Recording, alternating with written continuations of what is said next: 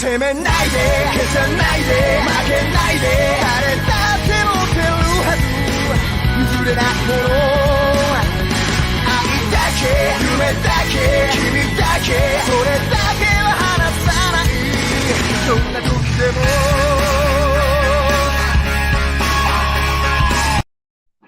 Good evening, UN Spacey Wolf Squadron. This is your Wolf Commander Wotan. Trying out something new for a change with these anime spotlights, and today you've seen the opening, most of it. I'm not playing the whole thing for you guys. I'm not going to get kicked off. Sure, I'm a rebel, but I'm not going to poke the bear that much. Anyways, we're talking about Outlaw Star today. Have with me our resident lurker, Unqualified Comics. What's up? The Schooner of the Tuna, Schooner Tuna. Coming at you live from a secret government facility buried deep underground, but has excellent Wi-Fi. This is Schooner Tuna. We also have the Hound of the South, Dominic Powell. Good evening, everybody. Hope you enjoyed tonight's live stream as we go over another classic from the 90s. Let's go with the synopsis of the plot itself. Schooner, take it away. Okie dokie. Well, set in a very far distant galaxy, far, far away, on this beautiful city little planet, we got ourselves two outlaws named Gene Starwin and his little sidekick, Hawking. They're on this, Jim Hawking. They're on this little planet. They kind of have their own little private business going on here. And then one day, just one day, they get a call. Their private business is beautiful, by the way. It's like we fix everything from broken ships to broken relationships. I freaking love that tagline, by the way. Anyway, so they're called in to do a particular job. Although this job is unique than the other jobs. Turns out that this job is done by a pirate, an outlaw known as Ice Hilda, who's being pursued by a bunch of very dangerous and bad sort of people. So they help her out, doing some basic bodyguard stuff. And then they discover that Ice Hilda happens to have some very precious cargo. And it turns out this cargo is a person, or so we thought. Turns out this person is named Melfina, and she is a bio-android, and she is the key to finding this great sacred power known as the Galactic Ley Line. So Gene, Jim, Hilda, Melfina run away, or being chased by these bad guys, and they make their way to a very special spaceship. And this special spaceship is apparently going to find the Galactic Ley Line for them. They end up losing Hilda along the way, so Jim, Gene, and Melfina are now traveling to find the Galactic Ley Line, and along the way, they're picking up some friends, they're making some enemies, and they're having some pretty crazy, wild-eyed adventures. And magnificent. I mean, have I left anything out? Anybody? I mean, I know I did a very basic abridgment, but... You said enough to not spoil everything yet until we get there. Which is good. Good job. Fantastic. So let's start with the you know what, we do have a setup here that we're going to be practicing in the future, but I'm going to rearrange it. Like, we start with the synopsis, the characters, likes, dislikes. You know what, let's start with the likes, dislikes first. Let's start with Unqualified. Okay, so likes, very innovative. A lot of cool shit here with a mix of both space and Western, Chinese Tao elements, a little bit of Japanese flavor, which is to be expected with any anime, right? Mm-hmm. And for me personally, what I love about Outlaw Star is the structure. Outlaw Star doesn't waste your time as an anime series. Even the filler episodes are pretty well structured and packed. I think a lot of that comes from the fact that the manga basically ended, before it really ended. It was just 3 volumes, and it wasn't really that good, by the way, so don't bother. That's just my opinion. But yeah, no, love it. The characters are all very memorable. A lot of fun episodes. Some would argue maybe a little too fast, but I fucking love it. Humor is great, music's great. Just the central conflict's really good, and has a good resolution too for those of you who like happy endings. Looking at you, One Piece. Yeah. And also negatives. For the animation quality is kind of so-so. Like I would put it on the same tier as like Trigun. It's not really that great in a lot of areas. Certainly, there are much higher quality anime in terms of animation quality. I think the voice acting on the dubs, and I'm speaking from memory because I haven't listened to the dub since it was many years ago. It was okay. I thought it was, it was quality. It wasn't like terrible, but I remember it being okay. Subs are subs. So if you like subs, it's going to be decent quality. And I think there are a couple, I think, plot points that might have been built up a little bit better compared to other animes. But, Outlaw Star moved rather quickly, which, again, I think is just a function of the manga being basically half dead at 3 volumes. But, yeah, that's actually all I can complain about with Outlaw Star. Still enjoy rewatching it. It's fucking great. Totally recommend Oh it. yeah. Dom.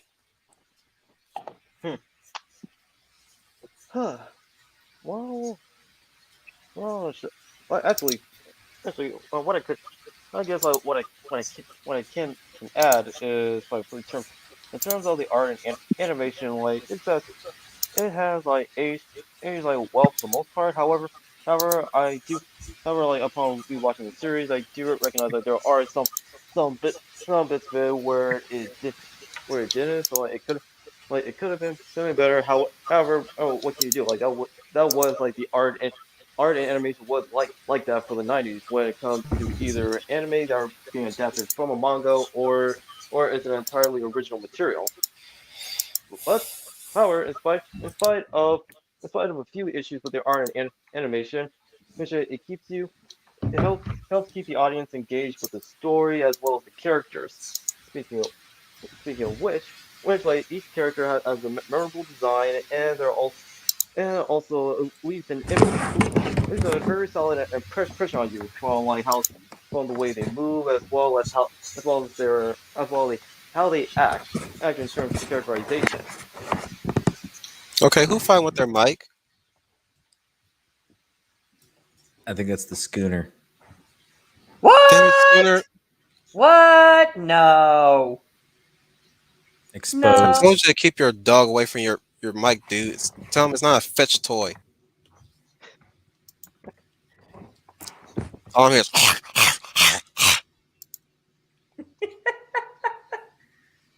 Scooter. Scooter, no.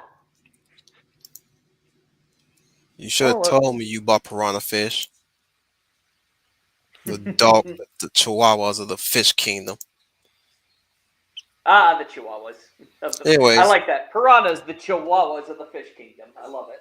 Anyway, since I put you on the spot, you tell me what you like, your likes and dislikes. All right, I'm going to tell you my dislikes first. My major dislike of this show was that I felt that the ending was a bit rushed. You've been building up this entire series in the main plot in the background. You've had a bunch of filler episodes, which I do agree with Unqualified that the filler episodes are some of the best episodes of this show. But then it remembers, oh yeah, we have a plot. Let's get to the plot and we have a plot. Let's get to the plot and let's just wrap it up. Okay, we're done. So goodbye. Suddenly remembers it as a plot. Yeah. It did feel like that at one point. It did. It's like, oh yes, that's right. We did have a plot in here somewhere. So let's get back to that and let's like solve it in like the most rushed thing imaginable, which really hindered one of my favorite characters in the show. That's my major beef with it. But now let's get to what I loved about it. I love the characters of this show. Okay, I love the characters of Gene. I love the characters of Jim. I love Melfina. I love Aisha. I even love hang on a second. I'll remember her name in a brief moment. Twilight Sakura. Suzuka. Thank you. Suzuka. Twilight Suzuka. Yeah. and I thought they were all amazing. I even love the McDougall brothers. I even think Fred. I love Fred. I think Fred is Dread hilarious. Negro, this ain't the furry stream yet. Ask that question when we get there. Oh my god. Let's see who. I love Ice Hilda. I love Gilliam. These characters are very unique and distinct in their appearance, and that's what I loved. I love their designs. Each one had a very distinct look to them, a feel to them, and they each are representing different aspects of archetypes, which I love. Yeah, no, the villains are fantastic too. Mhm. Exactly. I even which this is the thing. Another thing that bugged me is that we don't get to see our main bad guy until probably the final stretch, and we don't even know their backstory. It's like, what? Wait. You built up these infamous killers, and who exactly are they? I mean, you do get to see them. It's just you don't see them in action. They're just Yeah. conversations and stuff. Mhm. Exactly. And they also operated in the background, which gives them like more. It gives like more information to the audience of who they are, and it leaves us with a sense of anticipation on when they do eventually reveal themselves. Mm-hmm. But it was like what Unqualified said. I felt that a lot of the standalone and filler episodes were really where this show Shine. shined. Yeah, shined. I thought first off, yes, this is action adventure, but oh my god, the comedy is hilarious. Oh yeah, no, this show is Indeed it super is. funny. In fact, like for example, in one episode, they had to track down a very exotic plant, but it turns out this exotic plant, a cactus, is actually a psychic that is a parasite that feeds on the minds of people. And what does this guy do? He decides, oh, I'm going to use this powerful plant to sell ice cream. I'm going to use this powerful plant. You're going to sell ice cream. And then the plant finally says, yes, I have finally integrated myself within this population. I am now ready to take over this entire universe. I shall now conquer the universe from this one ice cream stand in the corner of the galaxy. That's brilliant. I mean, even the side character introduction episodes are actually super memorable to me. Mm-hmm. Aisha and Suzuka's individual episodes, bringing them into the crew, were great. Oh yeah. Yeah, I love how they're like when Aisha chases them after they get done with the whole getting the ship episode. Oh yeah. Mhm. And basically Gene realizes he's got like no weapon that can deal with her the entire time. And then he's about to get his shit fucking wrecked, and she just fucking falls apart from like starvation. She hasn't Yep. eaten in like freaking a couple days. That's another. Or when she's gonna transform and she goes, "Oh wait a minute, there's no moon here." Yeah. Yeah. Well, I'm- lousy werewolf. She's like going, you don't understand. I am known as a Kataro, and we are known as the most fiercest creature in the universe. Nobody survives an encounter with us. Watch as I transform. And we're thinking like this whole Dragon Ball Z level of transformation. And of course, she can't transform because it's like, oh no, there's no moon here. I'm on a space station. Well, I mean, she what is she? She falls apart because she doesn't have food. So Gene feels sorry for her and takes her out to eat. And of course, in usual like almost cleaned out like his Dragon wallet. Ball fashion, she eats like freaking 30 meals worth, and then she's ready to basically turn on him again like an animal. Yep. And he just gets out the caster and freaking toasts her, and then puts the dining bill on her. That shit was great. Exactly. And I think that's even great because she doesn't become a crew member immediately because next she's washing dishes, she's doing these oddball jobs, and then she runs into him again and says, "It's Just to you." pay her damn bill.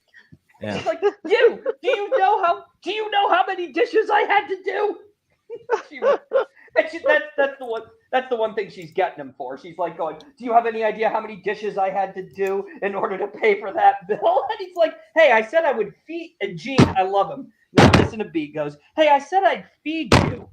Okay, I never said I'd Don't beat pay." your table down, dude. I'm sorry, I'm just really excited. It's like boom, boom. Well, I hope you're excited for this next crew member, the lovely Leia Valor, Leia plus size. Good evening, everybody. Good Hey, evening. Leia. Hey, Scooney. How are you? I'm great. How have you been? I have been doing just fine. Glad to have you back. Missed you last week. Yeah, that was crazy. We will not that's speak of it. understandable. It's embarrassing. Okay, then I won't bring it up. I'll just say that I miss him. Hello, who's that? Is that Dominic? Yeah, that'll Yes, be it's me. Dominic. Hello, Dominic. Evening. And glad to see you all. Don't let me interrupt you. I know you've already started, so if you've got a conflab going, just please keep going. I'll join in when I can. Well, we're gonna try to get you hyped up for this show. Oh, okay. Have Okay. you watched this anime? She doesn't I've- watch anime at all. I'm I'm trying to normal. trick Yeah. her into doing it. She's I- a newbie in the world of manga and anime, but we're helping her get accustomed to it. Yes. So that is why I'm here, because I'm open to suggestions. So I will listen to how you guys talk about it. And I try to take note of Well, all your that's like suggestions. Well, what 15 minutes ago. What 15 minutes ago that you've already started? I know you already started. No. Talking about it, like how good it is. That's like Well, 15 minutes ago. I mean, here's the. I here's didn't the even quick- talk about my likes and dislikes. I mean, here's the quick pitch. It's only 27 episodes. The dub is actually 26. pretty decent, and you can get it. You can watch it on Hulu, and I forget what else. What You can is even watch it. You can even watch it on Zoro.to. Oh, even better. what is the plot and how is this show pronounced? It's a Space. space Beyond- western. Space Western, and it's almost inspired by Treasure Island. Yeah.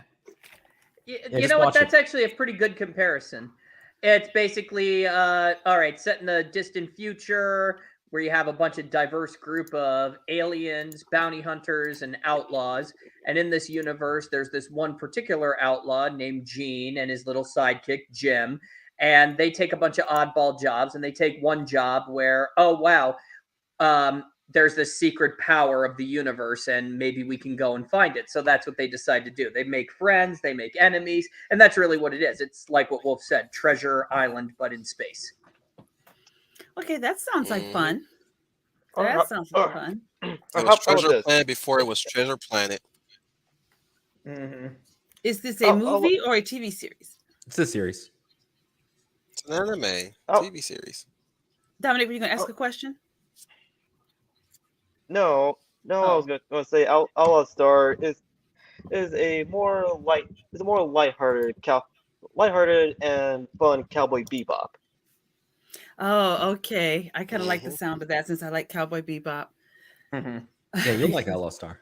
It's good. Okay.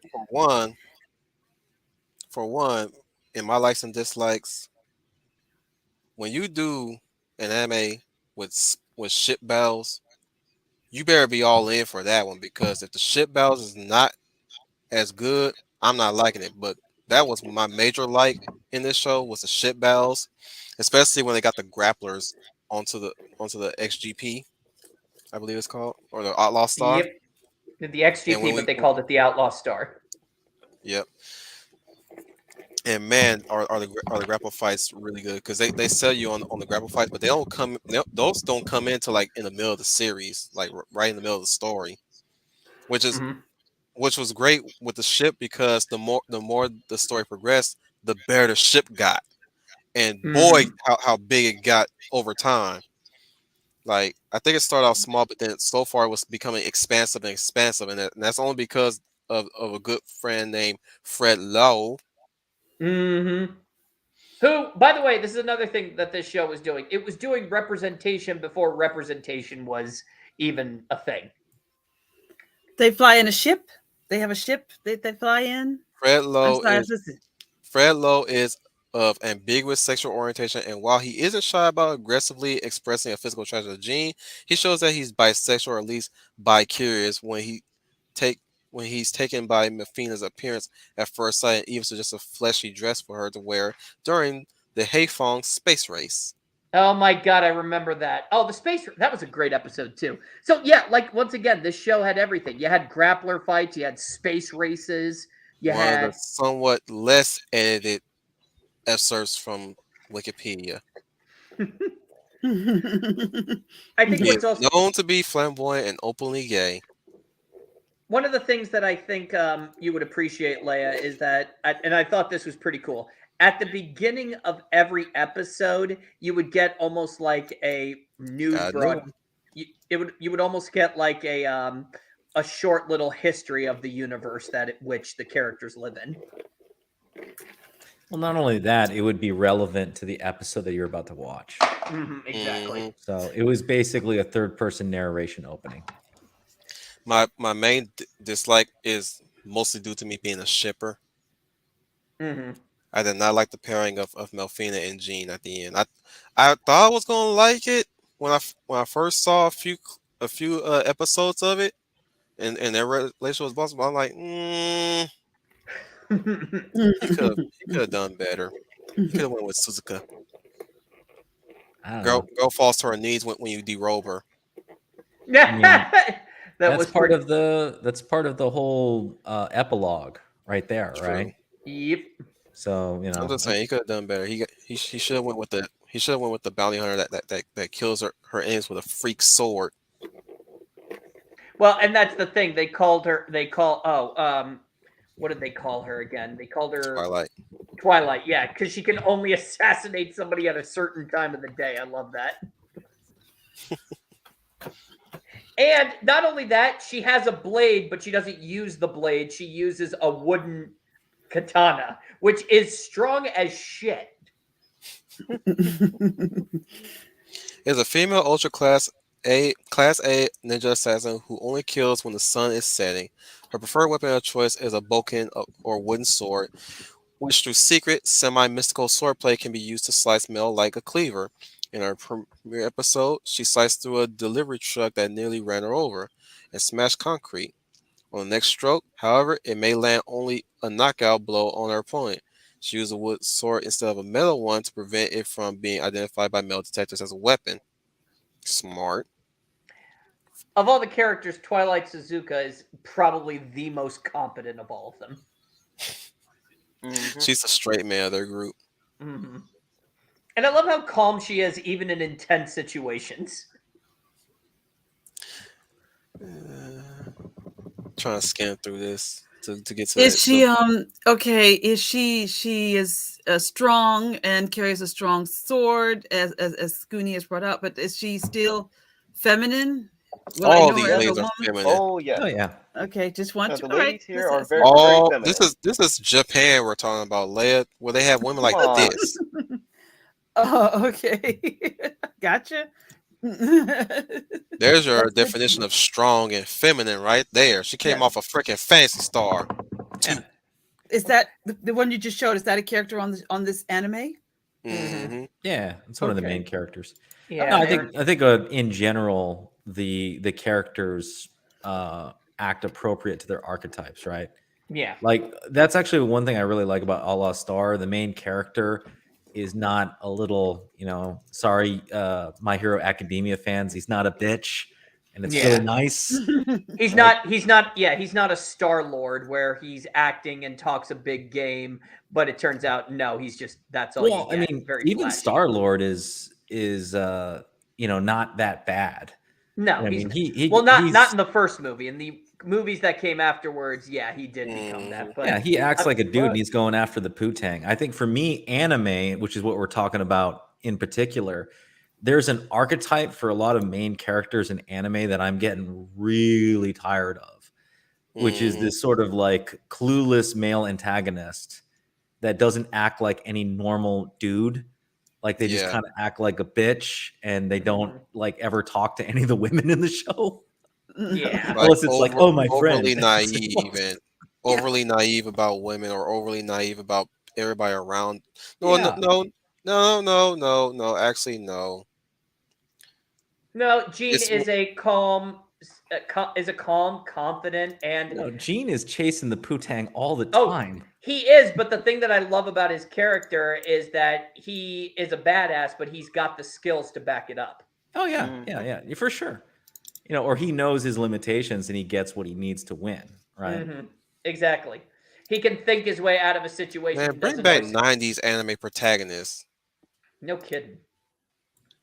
That's what we're missing from Japan. '90s anime protagonists, where they just come there to fuck shit up.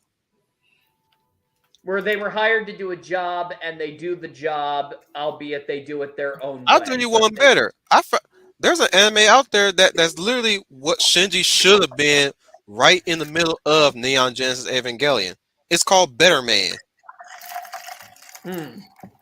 That's actually pretty awesome. Yeah. Yeah, the main character But- Hibiki, he could be quite a scaredy cat, but when it comes to getting taking care of business, he takes care of business. Like the bulk of his comedy is mostly him being a scaredy cat, and throughout most of his scenes, it turns into almost a Western cartoon where he's running from horrors that could kill him, which is absolutely justified because he's a regular human being. Well, and that's the same with Gene in this show. Is that he like what Unqualified said? He knows his limitation and he's ready to run. But if he's defending his friends, his teammates, and all that, he'll stand and fight. And he has pretty clever ways of defeating his foes. He's pretty much video game Star-Lord from Guardians of the Galaxy the game. Yeah. Yeah, no, it's a great main character. Fun- I gotta say, man, if you ever gonna do an Evangelion show, don't invite me. Oh, I don't would like- want to invite you because I would love to hear you rant and rave because I will rant and rave with you, I especially the rebuild series. fucking hate Evangelion. I hate Evangelion. By the way, all that's forms of Suzuka. it. Okay, I see. Right. It's kind of That's a low Suzuka. resolution piece, dude. There's a lot of Someone better I could find with her sword in her damn cloth, man. That was That was Okay. So Okay, hard that to was a- please anybody in this damn stream sometimes. well. Just for some context, Leia, is that she was defeated in her episode when Jean decided to grab that little red cloth around her, not cloth, that red thing around her waist, and her clothes were starting to come off, and that's how he defeated her. Okay. He has funny ways of defeating women in this anime. It's freaking amazing. She basically tells me, "You win. You have to." She says, "You win. You have to defeat me. Otherwise, I will come back." And he says, "Well, okay, I won, so I decide the outcome. You're not going to go after my friend. You're not going to go after Fred anymore, are you? Because that's who she was hired to kill." That was her mark. That was her mark. And Fred, and he goes, "No, I have to kill Fred. I have to fulfill the contract." And Gene says, "Well, you lost to me, so technically you have to kill me before you can go and kill Fred, right? Well, then there you go. We're done here." She can't even do anything because if she does, the rest of her clothes will fall off. I know she can't even make any threats. She can't even point to him or anything like that because her clothes will fall off. Well, that's smart thinking from the guy to try to distract her, remove her clothing. Okay. It's not really a distraction. It's just play into her femininity. It's like one thing that the Japanese does. Give me a good view of the characters, Leia, so you know who we're talking about. But one thing Okay. I love about Japan is their depiction of how femininity works. It's always geared to their femininity, they have it in this idea of what it takes to be a wife in the Japanese sense. I think Yes, the I word you're agree. looking for is modesty, right? There we go. Yeah. Yeah. Modesty is always the key discipline in a woman for a woman in Japan. So when you make them unmodest, they fret over not being married, not being able to marry I see. because of the immodesty befallen. That's why you get a lot of tsunderes beating the shit out of dudes that grab their breasts by accident, and or like perverts that expose them. It's like you pretty much prevent them from getting married. Says, now how dare you? Now I'll never be able to get married. That's the teen girl side of things. In the adult woman thing, it's like you shame me. Especially female warriors in the case of Suzuka, which is the lady on the far Well, left. I mean, to be fair, this is particular Okay. for the Japanese archetype Well, woman. no, the right? far right. If you're looking at Yeah. the screen, Yeah, for- like man, in a contrast on the Spa Island episode, like Aisha doesn't give two shits about being naked. That was one of the funniest episodes I ever saw because it's the like bitch is nippleless. it doesn't serve the main plot except for the caster shells because he just wants bullets. But the guy says, "Well, I make these magnificent bullets, Gene," and he's talking like a wise man, but he says, "But I need you to take this camera and take a picture of a girl naked, and I will give you your It wasn't a picture, dude. It was like literally a freaking creeper video. Yeah. Oh yeah. He wanted It was him a to creeper. record basically the equivalent of like, you know, Of a Kim warrior porn. Kardashian. Exactly. So he says, And "I of will course, give Gene was like, "I'm down." And Gene, I know that's the thing I love about Gene's character. It's like, I'll give you those great sacred bullets that'll help you win the day at the very end of the series. But first, I need you to take some video of this girl who's undressing. And Gene's like, oh hell yeah, I'm totally down. Yeah, no, And that's what I love about too. The girl who he goes to see, she knows exactly what he's doing, and she says, "All right, give me the videotape, and I'll make the videotape, but you can't watch. You can only watch on the videotape." So of course he takes the videotape back. He gets his bullets, and they're watching the video, and the video's a bomb. yeah. No, I mean, Gene is like the perfect Japanese rogue character. Like yeah. if you had basically the Japanese interpretation of a rogue, Gene is it. Well, yeah, I We're mean, pretty much in the character section in this talk.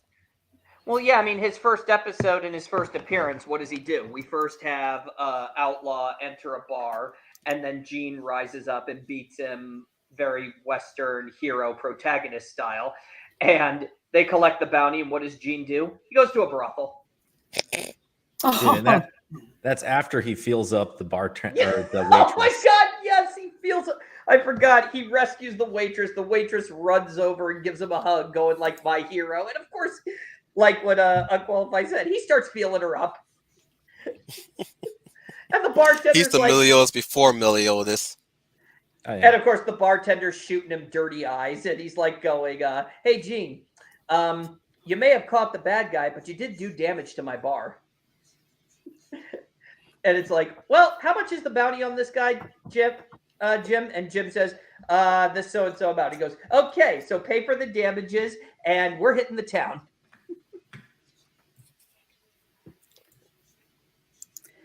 Which one is Gene in this picture? The Gene- muscular dude. Redhead. Oh, Gene okay. Gene is the redhead, but what I think is cool about what's distinct about him is the fact that he's got these scars on him from all of his years of hardship, and his little I don't give a crap attitude.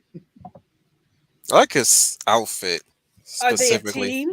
Are they a team? Yes, it looks. I like that he looks No, muscular and manly. the girls Oh. the girls were add-on layer. The team is between him and Jim. Jim, we didn't even talk about Jim Hawkins, the blonde hair boy down there. We haven't really got to him. Yeah, he's the Tails to his Sonic. Oh yeah. I see. Okay. Yeah, He Jim's works on the ship. sidekick. Yeah, he's pretty much a sidekick, but he's an excellent sidekick. He's not really just there just to be the sidekick. He's very important to the group. He keeps the group focused. He makes all the repairs. He makes all the. I think he's also had a hand in some of the upgrades to the ship. Oh yeah. And by the way, he's only 11 years old. And he's a reference to Jim Hawkins from Treasure Island. Yep. Yes. It's beautiful. It's And the his only job is connection to right give there. Gene shit every episode. So Well, I and here's so imagine if you will, futuristic Treasure Island where Jim and Long John Silver. Was it Long John Silver? Yeah, Long Yep. John Silver are just, you know what? We're like, you know what? We're not going to go after the treasure. We're just going to go explore the universe. So let's go, Jim. Hell yeah, let's go. 16 men on a dead Oh, man's no. chest, yo ho ho, and a bottle of rum. So, as you described, this anime is Treasure Island anime style. That's Yep. what it sounds like I'm getting. But I do appreciate that Gene looks muscular and manly. He's not all effeminate and girly like they're doing Yeah, now yeah. in America. Leia, our best advice for you when getting to anime, just stick to the 90s. Okay, Now you might that's a see good some suggestion. boobies, you might see some nudity along the way when you're perusing this stuff, but I guarantee you it's way better than the crap that we're getting in you know where. Mm-hmm. Well, Okay. just getting back to Jim for a second, I mean, we see that he's not like the starry-eyed dreamer. He's the real responsible, worried about his team. He's the concerned guy. He's more adult than Gene. That's what I thought was funny. He's more of an adult than Gene. Or better yet, let me best explain 90s and 80s anime. It's like 90s and 80s movies. Ooh, that's beautiful. Okay, should be fun. Yeah, like I said, I lost track of anime I watched some anime in the 80s, but in the 90s I kind of fell off track. But I will start there since you suggest those are the best ones to start I with. mean, you liked Cowboy Bebop, right? Yes, I did. Yeah, this is another short series. It's only 27 episodes. Mm-hmm. See, that's another interesting thing about Japanese anime. They don't make their episodes very long, do they? I mean, Well, I've never seen anything go like the episode length or the length of the series. 54, 65, 112 episodes. I don't know. No. Just No. avoid One Piece and Bleach. Dude, a lot of Basically, animes are long. Basically, avoid shonen anime. What is that again? Avoid shonen anime. Stick to seinen. There's Okay. shonen and then there's seinen. Seinen. What's the Sorry, difference? seinen. It's just a seinen is meant for adult men, and shonen is for Dom young finally girls. woke up. Oh, okay. Thank you for that warning. There's also shoujo and josei. Or shoujo is for young girls, and josei is for women. Yeah, I don't know if I would throw that kind of a. I'd steer clear of that stuff. Yeah, well, I mean, I don't know if I would brush that broad of a paint. I mean, or like paint that broad of a brush over all the genres like that. Just certain series will be just better run in that they don't have that many episodes. It's just the story as it is. Mm-hmm. And that's across many different genres, not just for particular. Now, shonen is really bad nowadays just because there's just too much fucking money. So, of course, they're going to make 500 episodes just because of how much money they make. But, you know, there are shonen animes that don't take that much time. Well, and that's the thing that I like about shows like Outlaw Star or even Cowboy Bebop and Trigun is that they're not doing a whole big deconstruction of their genre. They're embracing their genre. Well, they start the genre. Yeah, and they have a fixed set. They have a fixed idea. Now, Outlaw Stars, I'll admit, is a little bit of an outlier for me, but they start off. This is the story. This is the idea. These are the episode formats we're going to follow. There's going to be nothing after. There's going to be nothing before. There's just this series. Don, you've been asleep for a while. Now that you joined us, what have you got to say? Oh my god!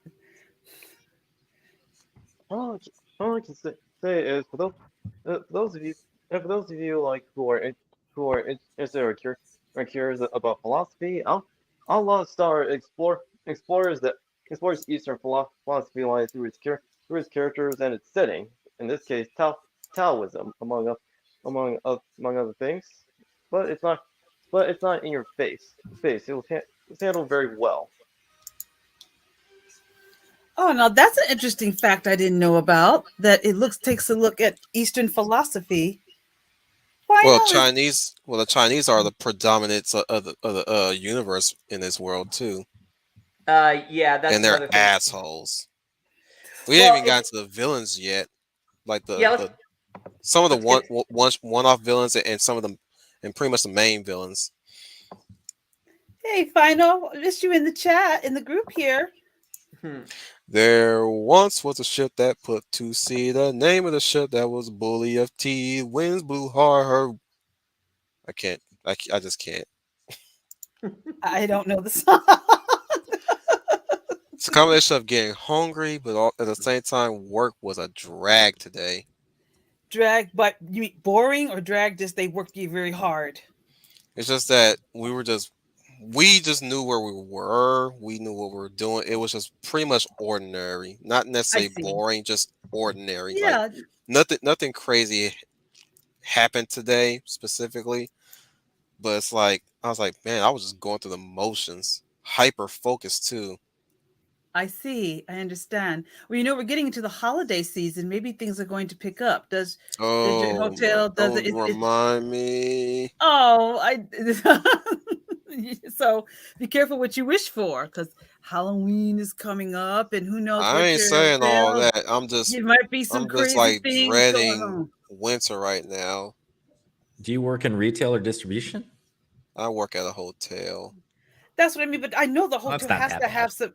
It's got to have some You're Halloween not working plans. on a military base hotel No Halloween plans at the hotel. I know people where, could be throwing where people parties just or. lay their shit down anywhere for you to pick up as a custodian. My goodness, people left full cans, unclipped cans of beer on the place where you relax at.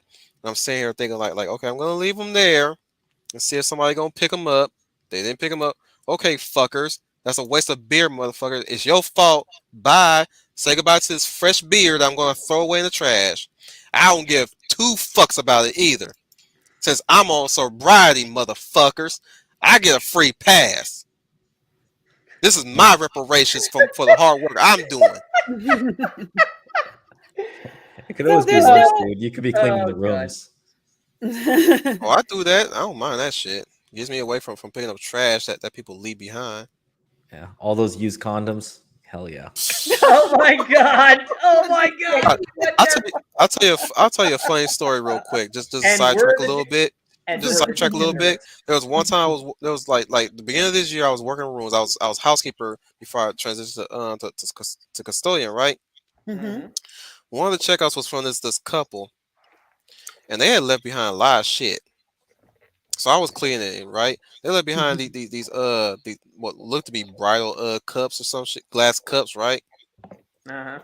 So I'm going to change the linen off the bed. I've already took off the sheets.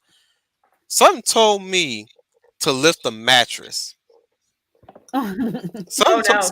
Oh no. some straight up told me to like okay, check underneath the mattress real quick. So I did. I lift up what I assume possibly was the man side. Underneath Oh was no! two Playboy. Well, no, it was one Playboy mag. I was like, well, I haven't seen you in years. Let's see what he's into. I'm perusing through it like, wow, Playboy, you haven't lost your touch. So I took a laundry Well, bag and one of the laundry bags for the hotel that they give into your room. I took one of those, put that thing in there, and marked it as contraband. It came with 2 CDs too. CDs for what? Don't look. Don't. Right? don't look. You know what, Wolf? Could I just say though? Do you think the last tenant left them there, or do you think that Playboy's been there since I don't know Playboy was a thing? No, it wasn't no old one. It was a fresh one. Because for all we know, how long has it been since this room was thoroughly cleaned? It was a fresh one, dude. Oh my God. I mean, he flipped through the Bullshit you not. magazine. If there was a problem, then he wouldn't have been able to flip through the magazine. Right? They stuck together. Dear God, the It was last. 2022 edition, dude.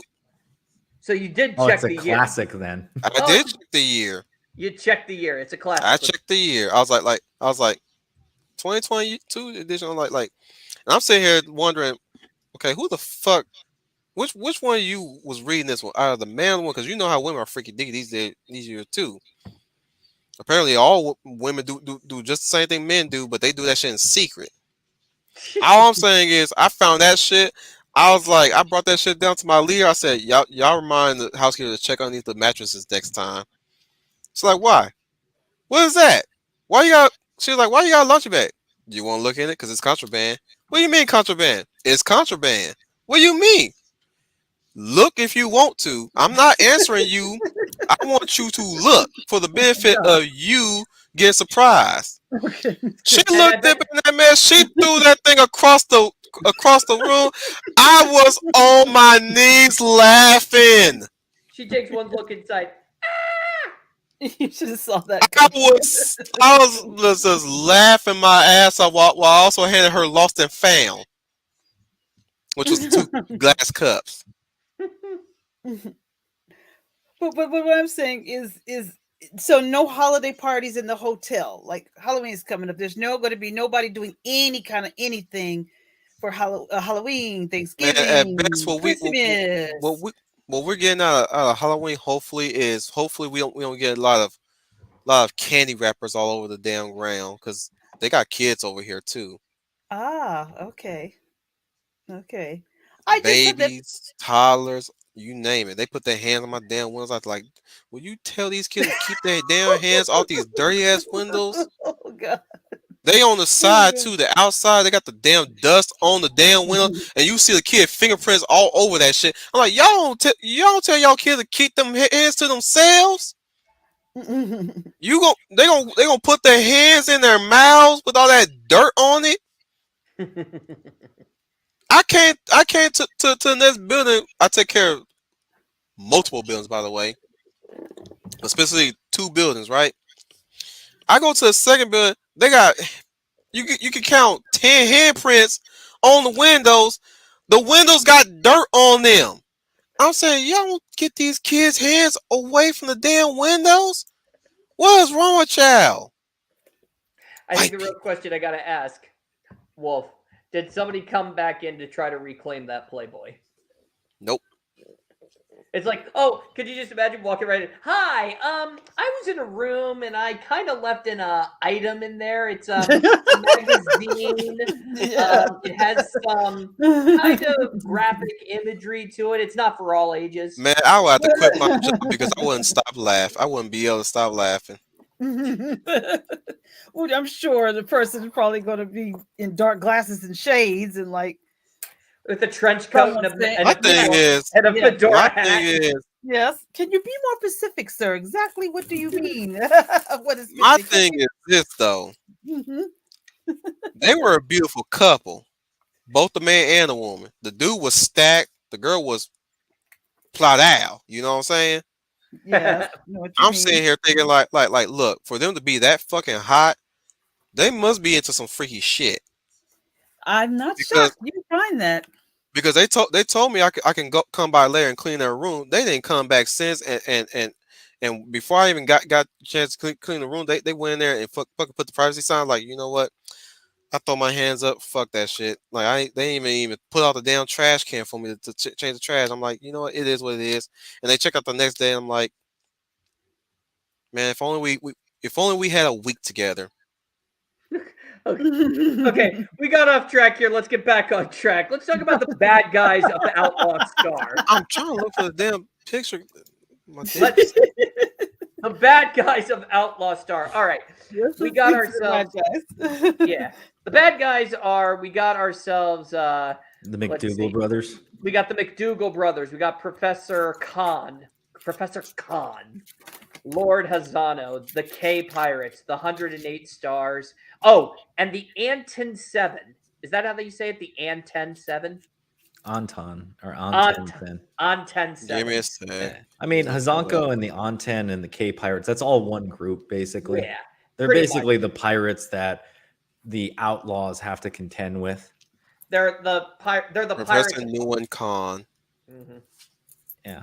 Gwen Khan, as they say in the anime.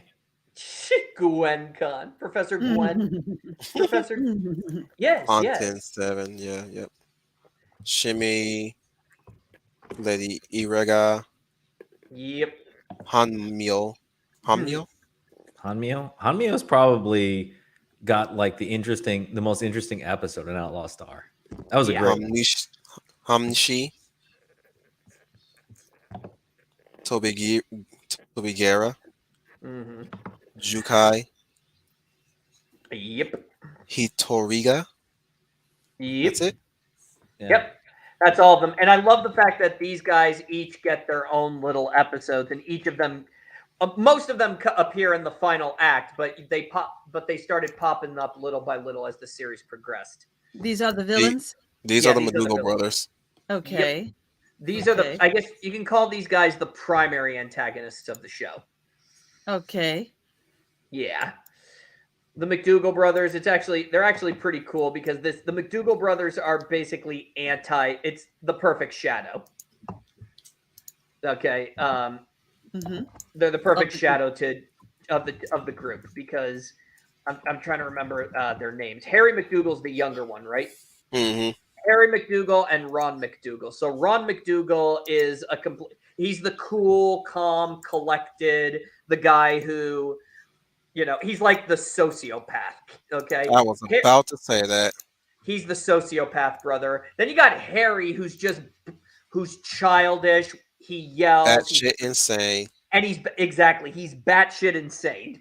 But the thing is what you love about the McDougall brothers is that they have a fierce loyalty to one another. It's like anything happens to Harry, Ron will fight tooth and nail for him. Basically, anybody hurts Harry, Ron's going to kill him. Because you find out, too, that the McDougall brothers murdered their father, but it turns out, later on, you discover that, their father was abusive, and I believe he was the reason why Harry lost his arm. Because you find out that Harry McDougall is actually a cyborg. Well, he's more than a cyborg. He's also he's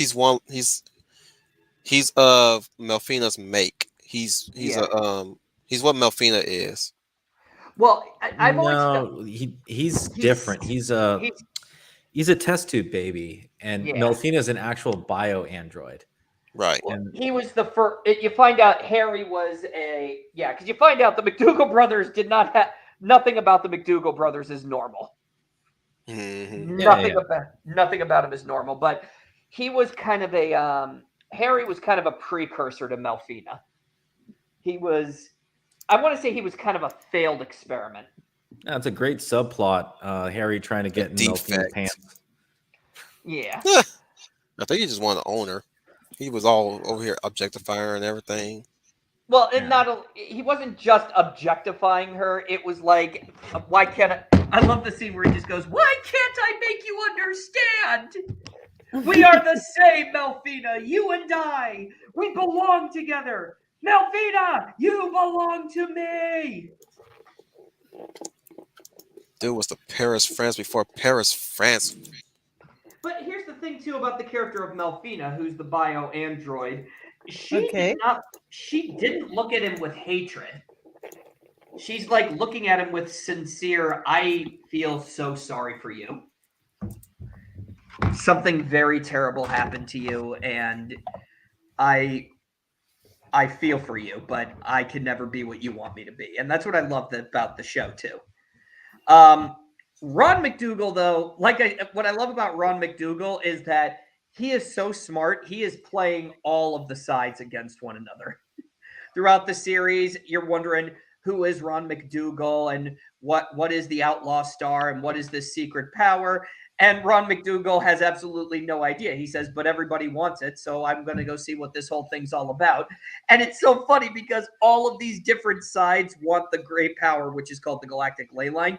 And Ron McDougall is working with all sides and is intentionally sabotaging each of them. So he's the only one to go and see it. That is great. That's great. That's a great bad guy. So the youngest one with the green hair, I'm assuming is the young one, right? The younger brother. Okay. Yep. And the taller one that looks like Luke Evans is the older one. You know, that That'd be perfect casting for Ron McDougall. Yeah, yeah. It looks like yeah. He's got to learn how to smile more. That's all. Okay. He's You just give gonna have to learn how to smile more because everybody know Luke Evans ain't known for smiling a lot. right. Nope. He doesn't smell a lot. Every, Right. every just about every every movie I've seen him in, he hardly smiles. That Yeah. motherfucker scowls. Oh, I don't mind it, mind you. Look, I don't mind him scowling, but damn it, is there ever gonna be a movie where you smile? or he smirks. Damn, you becoming Liam Neeson over the years. Motherfucker never smiles. Like at least with freaking Bruce Willis, he smirks. Yeah. That's look, I can live with that shit. Like you smirk, okay, that's fine. But the man don't smile. That scares me. Like I don't trust a motherfucker that don't smile at least once. Well, the guy here isn't smiling in the picture. Still, you're showing me here. He Yes, he is. He's smirking. Well, Oh, okay. Yeah, but Luke Evans smirks. He does smirk. When? Yeah. Okay. Well, there's this. What movie? Okay. Well, let me think now. Let me think. There was in Dracula Untold. There was a couple smirks. When? All I ever saw here was conflicted face. Wait a minute now. Wait a minute. I have seen some smirks in some Luke Evans films. I gotta think for a minute. I'm gonna Take your time. I'm gonna go to the Google here and I'm gonna look up some scenes. I mean, he smiles in pictures, but damn, like movies, man barely smiles. There have been some. He doesn't. I'm not a full-fledged smile, but a smirk. Well, you take a smirk. He does smirk. You couldn't say that, right? I guess if you put him in a gay movie, he'd probably do that. Okay. Look, I ain't got nothing against the man being gay. Look, he married, he happy. That's fine. Just saying, the man barely smiles. It scares me sometimes. Man, look like he. You know what? I got a fancy for Luke Evans. This man probably a mercenary. He probably ex-mercenary. Probably seen some shit. Let me look this motherfucker up. See if he got any military background. I don't know if he has any military background. I am thinking here. Man, that if he I don't know. have no military background, there ain't no reason why he should not be. He should. But I've never heard smiling movies. I have never heard a negative word said about him. So on set or with other actors. So I don't know if he's psychopathic, but I know I've seen some smirks in some films. Now I just got to go through my Luke Evans library and find. Bingo! We got a winner. Dread Pirate Bromondo said he smiled a lot in Beauty and the Beast. There you go. Man, fuck that movie. That movie don't count. Oh, He's playing Gaston. No. You can't change the rules. Okay, not Nah. Fuck that movie. No, you're changing the rules. Well, you do not change the rules. Okay. I seen the motherfucker smile in the damn trailer. That's all I need. Okay, No, you got your proof there. I will renege what I said, but I'm not counting that damn movie. Fuck that movie. Dude, even Satan has to smile on a Disney set. Right? You guys are evil. Well, I never saw that atrocity. I will concede. He smiled at least once in one movie, or more times than one movie. That was one movie. I'll give him that. I'm talking about a movie that ain't Disney. Yeah, motherfucker need to smile more. A French story with British actors. Look, Luke Evans, you look prettier if you smile more. Maybe because he does have a heavy overbite. No pun intended for Dracula, but he does. Maybe that's why he doesn't smile. He does. His teeth. If he smiled, you would run. When he was promoting the movie, I saw him in a scene, and they showed his real teeth. And like, oh shoot, I can see why you got cast in that movie now. So maybe that's why he does. He has two long canines. I'm not making this up. Look at a picture of him smiling. If you see, hang on, I'm up way ahead of you on that, girl. Okay, relax. Oh okay, shit! You know what? Oh shit! He more werewolf than me. Can I? Yeah. I'm gonna say this right now. Unqualified. I love what you said. Beauty and the Beast, a fun American movie with British actors. Okay. Yes, I like that. But I gotta tell you this. There's actually one American actor in that movie. Okay. That would be the gay guy, Josh Gad. Oh, Josh God, Gad. Yeah, Josh Gad. Yeah. The Gay oh, LeFou. Gay LeFou. So I'm like, the only American in this movie is the gay one. They don't Well, I really think have to confirm that he's gay. You missed my point. Dad, do you see? Just, Do you just see? not- saying he's gay doesn't mean it's confirmed. No, so it's not Do you see an his American movie with British actors. It's a French tale with British actors. British actors. Oh my god. Okay, wait. That's the wait, problem. Oh my gosh. You cannot make this shit up. A Yeah. French story, American funded, British acted movie. I mean, Oh, final. Oh my gosh. Thank you. Thank you, Of course. Unqualified. This will bring me so much joy. Yes. yeah. Now you all see his canines, right? Those are his. Even I freaked out when I saw that. Those are his. Man, he's over there rocking Oh, a full ass vampire teeth, and I got he some monkey does. teeth right now. Fuck. I I'm saw fucking him. jealous. I would run. I'm like, oh my god, Man, those what- are his. Man, can we siphon blood so I can get some of that fucking juice? I want some fangs like that. Those are I- his. Wait, Yeah. I'm a werewolf. Yeah. All I gotta do is wait for the next full moon. Yeah, and then you can have. But I still it. want to be like that in human form. Shit. But see, he was born with that. you have to wait for a full moon. He was Now- born with Damn that. it, Scooter. I told you to heal your dog. Woof, woof, woof. Bark. Earth. Sniff. Wolf. Woof. Anyway. I mean, Go ahead. it says here he's Welsh. I mean, that's probably why he doesn't smile. Oh, Welsh Wow. people. Oh. I thought maybe he was self-conscious of his overbite. I mean, if he spotted me, I saw that. I was like, you mean you sure you're not from Transylvania or something? Those are some long canines. Those are his. He said in an interview, those are his teeth. So when he smiles, people see that, and they, so maybe that's why he doesn't do it too often. Maybe he's Well, self-conscious. he smiles in a way that doesn't really show the fangs. He's got this fart smile. He's got this fart smile. Oh my god! He's got this Imagine. face Oh looking my like God. he's got the face looking like he making a fart noise. And I was just about to say that's a nice picture of him. Oh my goodness! I mean, Give me- it's a give me Welsh time, I'll- actor forced give to me time. have an I'll show you the English picture. accent in an American film adaptation of a French Give it story. time. I'll show you the picture. He's always got this smirk. He's always got that smirk. Okay, You see see now now- you don't see it as much. I think it's because it's this. I think wonder is it? Yeah, I know what you're saying. I was thinking the same thing. Man, if we Now, had to see- reboot see- Angel, he would definitely be Angel. Yeah, he would be. Yeah, he definitely would. Sorry, be. sorry, Dave Boreanaz. I'll say this actually. He would make a good Ron McDougall. Oh, no, I'm the one who said that first, man. Why you stealing my idea? I'm saying that I agree with you, Wolf. He would make a good Ron McDougall. All right, let's get back on All topic. right, What's all your right. guys' So favorite nobody likes a episode? brown nose. Wait. Oh, before we do that, which one of you guys said that? Which is your favorite villain? Who's your favorite villain? Usually, it's associated with the episode. That's what I'm gonna say. There was Lei Fong. Uh-huh. He was the one that challenged Jean into a duel, I believe. Mm-hmm. Sounds French. Is I he a could be French misremembering character? that episode. I think it's I said Lei Fong. Fong. Oh, It's sorry. Chinese.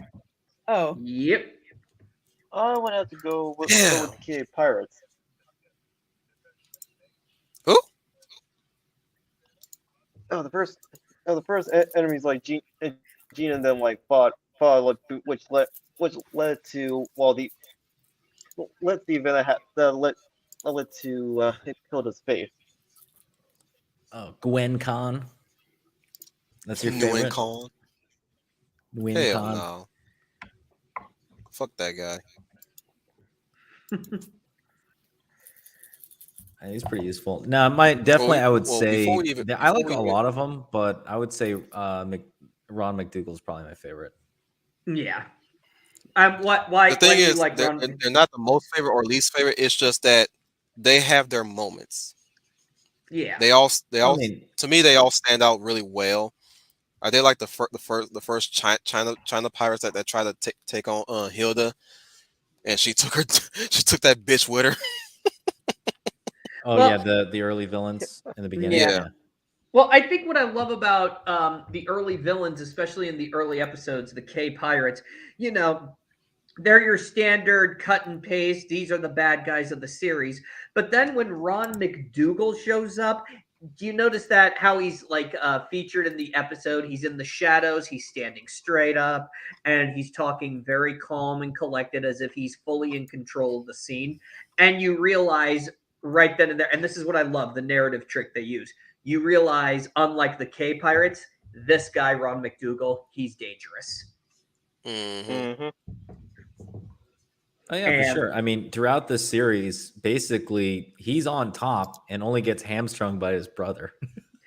That's the thing. That's the other thing too that I think is really cool is that Ron McDougall, the way he talks and acts, the way he talks is like, I'm in complete control of this situation. You might think you have the advantage, but I'm already 4 steps ahead of you. I mean, I especially love the scene where he goes and he meets Gene, and he basically that's what I love about Ron McDougall. He says, you know what, Gene? I'm calling a truce. Come meet me at this restaurant. Come alone and unarmed. So he comes alone, and I love that whole bit. He says, I told you not to come armed. And he says, yeah, well, I chose not to listen to that. And it turns out that everybody in the restaurant is armed. And Ron says, well, I guess we have that one thing in common. Goodbye, Gene. And then he leaves. I love it. Yeah, no, it's great. He's I mean, there's he's all kinds of he's scenes. a practical, pragmatic type of deal. Yep. Yeah, dude, he freaking he goes one-on-one with Suzuka and like pushes her back. That was like a great scene. Oh yeah. I even Dude's I a even think beast. I even think one of my favorite scenes too, because the show does show that Gene is like, while he has all these guns and assortment of weapons, if all else fails, he has this beautiful, beautiful cannon. It's a beautiful gun. And Okay, motherfucker, you want to stroke it too? yes, I'm stroking that gun. That is my, you know what, if they say, Get the half and everything, the shaft and all that. I'm going to say it right now. Whenever they say, if you could have one fictional item from a movie, first would be the RoboCop gun. But second, I would love Gene Starwin's, that cannon that he's got. The caster? Yes, the caster. Of course I'm talking about the caster. You That's just like that it like spins and lights up and vibrates. Mm-hmm. And it just sends your enemies to complete oblivion. You stroke it, it Depending spins on what around. shell you use. It spins around, it You vibrates, and it spin me just round, baby, right round like a. and then it just unleashes its powerful masculine energy and just blows the enemy sky high. Oh, Look at I that. love We it. got Riserman. He came in at Gotta just rise the out of right time. rise, man. Yes, Neostar, thank you. I want RoboCop's gun. Now I want RoboCop's jetpack from RoboCop 3. Oh my That shit was god! hilarious. Oh no! Give me RoboCop's pistol. You know what, RoboCop's Schooner? pistol is I finally basically a figured. built-up Beretta. You know what, Schooner? I finally figured I finally figured your fetish. Oh yeah, what's that? Instant climax. Oh my good lord. No. Lord. You gotta understand. No, you have to understand. There's a I mean, you like delicate- climactic fights, you like climactic finishers, you like climactic overtures, you like climactic, you just like climactic. But you left out one final part, and that is the cool little tagline they say before boom, big climax. The epic one-liner. Was it good for you? Was it good for you? Or get off my plane. Bitch, you sweating on me. Get off my plane. No, that's what I say after every finish. Bitch, you sweating on me. You're terminated, fucker. Girl, you gonna light a cigarette at this time? Don't burn my pillow. Oh my god! All right, but Look. I like pillow talk as a next person, but you ain't light no damn cigarette on my damn bed. But I do want to say this though, is that despite all the bad guys on Outlaw Star, that Ron McDougall, obviously, there is one that Unqualified said, and I agree with him 100%. Is hang. You're scaring Final.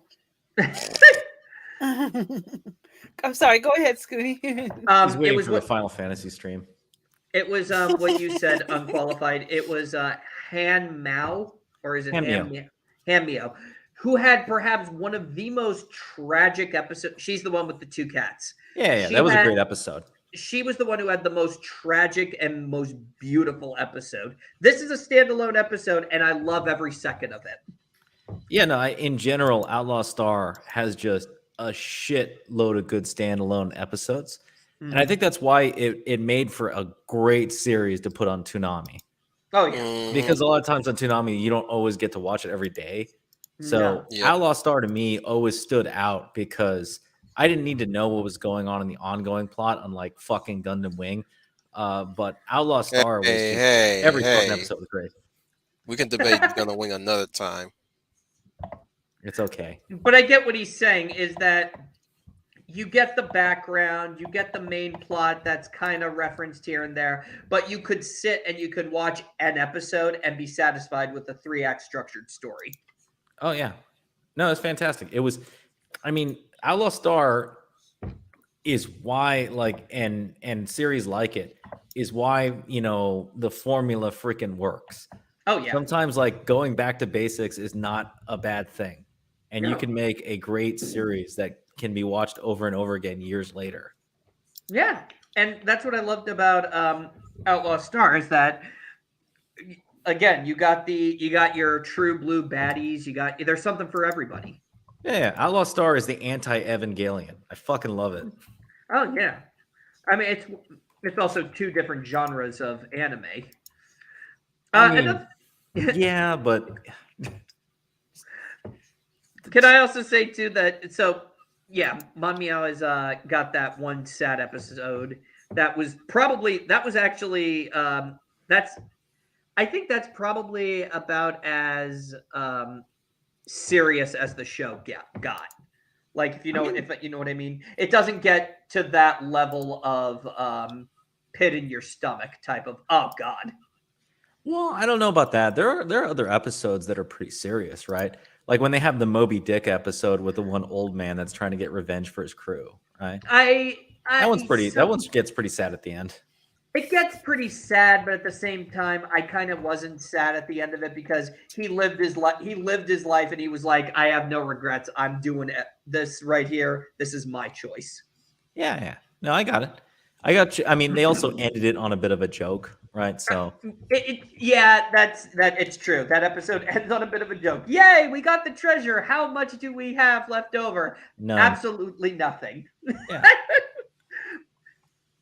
But one of the funniest episodes was The Strongest Woman in the Universe.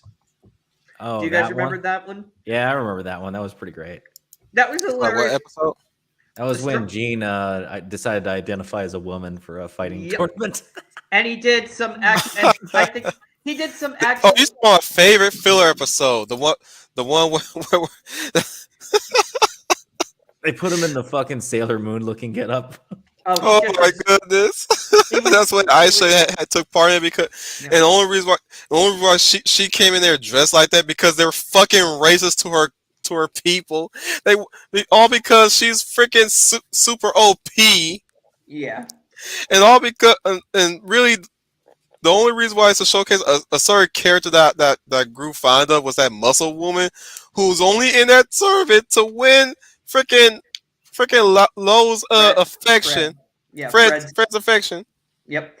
The episode is great. It's basically Fred calls him and he says, "Gene, I need your help." Okay, there's this girl here. She's gonna compete in the Strongest Woman in the Universe tournament, and you can't let her win that. And he goes, why? Well, okay. So I went on a date with her once and she asked maybe we should get married. I didn't think it was going to be that. I didn't want to get married at the time. So I told her, okay, we'll get married, but only if you win the strongest woman in the universe contest. And he's like, because she would never win that. But it turns out she trained every day after that conversation. She didn't win the first one. Fine. She came damn close to winning the second one. She's going to compete in this one again, and I know for a fact she's going to win. You can't let her win. And he says, why? And he says, did you not hear what I said? Because I have to marry her if she wins. That's interesting. Not my problem. And he says, please, I will make it worth your while. And only just barely he gets Gene to participate in that. And it's so funny because, like you said, Gene discovered his inner woman in that episode. He dresses up as a woman and he walks up and he registers, I'm here to fight in this tournament. You know, because he was such a sweet transvestite from transsexual Transylvania. Well, I think the real it works because we already know who Gene is. Oh, yeah. So it's very obvious he's just doing this for the money. And it's hilarious, too, because in the episode, it's painstakingly obvious that this is a man in a woman's getup. But everybody is. By the way, fooled the by woman's this. name is Reiko Ando. Yep. So it's funny. So Gene almost gets knocked out immediately in the first match. That's what's funny. He's like going, all right, fine, I'm going to participate in this work. You know, the strongest woman in the universe. I'm pretty sure I'm going to beat every single one of. Boom! He's out the first hit. Mm-hmm. And, She's and so again, adorable too. what, Reiko? Mm-hmm. Yeah, I know. Reiko is adorable, and it's funny because so Gene's knocked out, and he's like, well, we botched this job, and it says, oh, no, it turns out Reiko actually lost because it turns out that there's, and he goes, excuse me? And it turns out there's another fighter in this tournament who defeated Reiko. And it was Aisha. No, it wasn't Aisha. It turns wasn't? out that Aisha wasn't the only Kataro in that tournament. It was the girl who defeated Reiko. So Oh the yeah.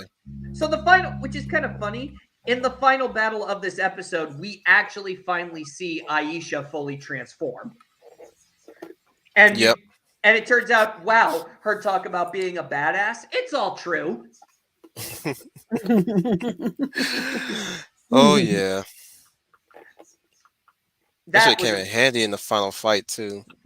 Now that was a great episode. Talk about a hilarious filler episode. One of my favorites because it also features strong ass women. Mm-hmm. They're becoming my weakness now.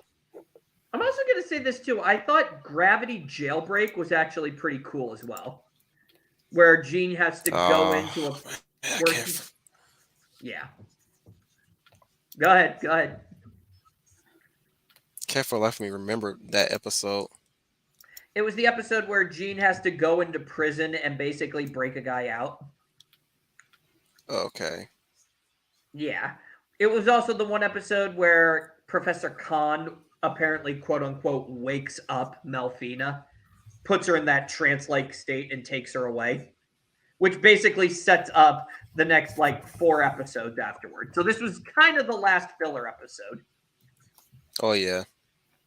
Because the end of this episode sets up the next 4 episodes. Well, man, it's the technically the Hot Springs episode is the end of the film. Okay, Yeah, but technically this did not air. This didn't air on Toonami. This was actually taken Yeah, out. but we're talking about the whole anime, not just Toonami, right? And fuck Toonami for altering Hilda's death like that. I mean, they also covered up Melfina for pretty much the whole series. Which Oh I'm my convinced- goodness! Can I also Don't say this remind too? me. Can I also say this too? The scene with Melfina was either completely paid homage to or ripped off in Firefly. Mm-hmm. This was ripped off from Firefly wholesale. Except You mean Melfina Outlaw can't Star do ripped karate. off Firefly, or Alright. Firefly ripped off Outlaw Star? Well, that's the thing. Just compare the years. Outlaw Star came out in 1998, right? Firefly happened to come out in. Hang on, I'm looking it up. Firefly show. Come on now. Yep, and it came out in the year. Yep, 2002. So Firefly ripped off Outlaw Star. Yeah, that's what I thought because the manga was way back in '96 for Outlaw Star. Mhm. Yeah. So I'm convinced Outlaw Star Firefly is a ripoff of Outlaw Star. Yeah, I would say so. It's basically ripping off, space westerns of Wait a minute, the various fire that styles. took out Reiko, is she one of the bad guys?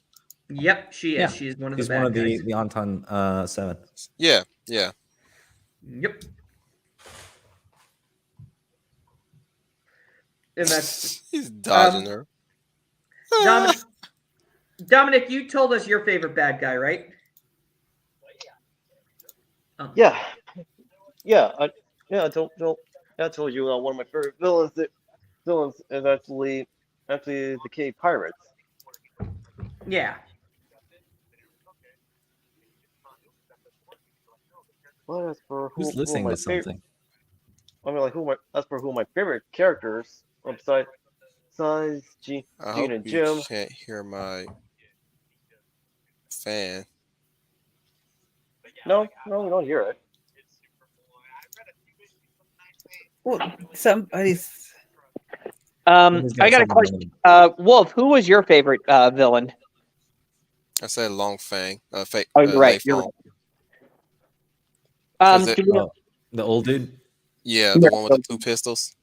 yeah, you said it. Okay, twin pistols. Well, why is it the villains that everybody picked? Why are they your favorite villains? What is it about them that makes them your favorite? That's to all of you. Motherfucker got into a gunfight with Gene. I think Gene outsmarted him in that Okay. fight, or at least I think what happened was they were setting up a showdown, and Gene fired off the first shot before they got started. I think he didn't want to be part of this anymore. That was the thing. He needed to quote unquote die, but he couldn't die without letting anybody know that. So he basically was using the mark on Gene as a quote unquote death so that he could leave and do his own thing. Well, I think he only did that at the end. I think initially he was taking the job seriously. What he did is he used a lackey to basically start a duel, like a one-on-one with Gene. And then There's Gene also kills the lackey. Iraga. Yeah. Gene kills the lackey, but he ends up getting injured in that duel. And then Lei Fong kind of takes advantage of it. And at first, Gene kind of thinks, "Oh, this guy's scummy," because he used some other dude so coldly. And then he finds out, no, Lei Fong is actually he's pretty badass, and he fucks up Gene, Jim, Suzuka, and Aisha, post haste. Well, and that's the thing. He sets up that that his team is not to be screwed with. Yeah, pretty much. Hang on. I have a picture of him floating around here. Yeah, have you guys actually read the manga? No. Yeah, Back in the days, manga did not really interest me that much, aside from Rama Half and Dragon Ball. So the manga for this one's pretty interesting because it's only 3 volumes and it's not the whole story. It's actually literally, I would say, less than 2 episodes worth of content, and it's also very, very different, for sure. How is it different exactly? Well, Please first enlighten us. off, the introduction of Hilda is very similar for the most part, but Gene has a fight before he ever gets into that one that's also different than the anime. I think the other big one is they allude to it in the anime, but Gene definitely hooks up with Hilda in the manga, the whole way. Well, it's not hinted at. Well, here's what's funny. It's kind of hinted at in the beginning and then confirmed in a flashback towards the end. Yeah. It was, and that's what I thought was. That's It's another thing that I confirmed by like. inference. It's not really said or shown, right? No, Whereas it's in the not. manga, it's actually shown completely. Oh yeah, the manga did not. That's another thing that I loved about the mangas back in the 90s too. There was a completely different rating system. Mm-hmm. Yeah, and then the Outlaw Star manga was definitely a seinen manga for sure. And Yeah. the characters Suzuka and Aisha don't really get introduced the same way, and it's kind of really, it's a little bit on the slow side actually for 3 volumes. That's why it's kind of disappointing how little gets actually done in those 3 volumes. So you're saying they were more of a slow burn, or Yeah, they just kind of, or it's weird. It didn't, especially since if you watch the anime first, it doesn't make a lot of sense. yeah. And that's why I think in general, this is a great example of where the anime was way better. I think the anime writers coming from more of a television background and adhering to more of a traditional format rather than the long drawn out manga format ended up working a lot better for the series as a whole. What other anime that was better than the manga that you can list off? Unqualified. Sorry, Swim, not to cut into you. No, I'm fine. Well, usually it's anime that was originally anime and not a manga. So like Cowboy Bebop is obviously better than its manga adaptation because it was originally written as an anime. That's why Cowboy Bebop's pacing is so excellent. What else? I'm trying to think of some other ones that were better. Well, what did you here? I got one. What did you think of Death Note? I actually, you know what? I hate to say this. I actually never watched the anime. I just read the manga. You were I thought it was spared. good. I mean, you know, what's funny is I've actually seen like I think 20 minutes of the Netflix abortion. Oh, no. Yeah, I'm glad you only saw 20 minutes. I went the whole way. Yeah, you can go make a different stream about that. I don't want to deal with this. No, I'm talking That's about already been done to death. I'm not retreading that shit. I want to talk about the anime. I will recommend the anime of Death Note because I read the manga and I think the anime did a lot of things improved upon what was established in the manga. My wife loved it. Yeah, for sure. There are manga that Wolf, you gotta let it. Wolf, you gotta let it go. No, my wife loved the anime. Oh, okay. She and I Sorry. watched it I together. thought you were talking about the movie. That's my bad. We watched it together in the first year of our marriage. I think actually, so this isn't a manga. It was technically a light novel that I read long after I watched the anime, but I ended up definitely preferring the anime just because the light novel had like weird pacing to it. But Slayers was excellent. Still need to watch Slayers. Oh, you haven't? Oh, it's great. Now that's a good 90s anime. My freaking friend you could never stop obsessing over it. It's a good one. Just check it out. I think, see, this is probably, you want to know the reason why, though? I liked the Death Note anime probably a little more than I liked the manga. In the anime, which is kind of cool, the way the shifting POVs. When you get to Light's POV, it's like this super hyper dramatic variation of anime. Okay, but when you're with L, you're a little more down to earth. It's supposed to show that real disconnect that Light has from reality. Everything is so hyper dramatized. Everything is so spectacle. Take this chip and eat it. That became such a hilarious meme, but that was supposed to show. But that's the thing. A lot of people think like, oh, that's supposed to be making fun of dramatic anime. And I'm like, no, that's a narrative trick. They're trying to show how disconnected Light is from the world. Okay, then I'll take the cookie and dip it in milk. Then I'll eat it. Then I will get the napkin. Slowly will I tap the side of my face. Yeah. You know, actually adding to that, not saying it's better than the manga, but I thought Full Metal Alchemist Brotherhood was very, very good. Well, Mm-hmm. yeah. Full Metal Alchemist I still Brotherhood. appreciate the original anime too. Well, Yeah, no, that's that's fine. Just Brotherhood's better. It is. I'm not disputing that shit. Yeah, I thought just- some of I the just- key moments in the anime they handled it very, very well. I'm also going to I say just like Hellsing. I like the body horror way more in the original than in the than Brotherhood. I'm also going to say Hellsing Ultimate. Hellsing Ultimate was way better than the manga. I prefer Well, the yeah, I mean, original anime. to be fair, Trigun's way better anime form than manga, right? Yeah. Both of those series. So there's a good example right there. I Trigun, prefer I like Nightow's Hellsing art versus anime. style, but his storytelling is like, it's okay in the manga. I think it's fair. I think it's fair to say the anime adaptation of Trigon both improved as well as modifying the aspects of the manga. Well, I think it got to the point a lot quicker. So who's ready to talk Yeah. about Blue Gender next year? Me. I'm looking Starship. forward to it. Or better yet, It's like or better yet, how about an anime that I've seen that you guys probably never even heard of yet? Project Arms, which I still have to finish. I can safely say no. I have not heard of Project Arms. Or one anime that's been slept on that people probably remember very loosely. Escryed.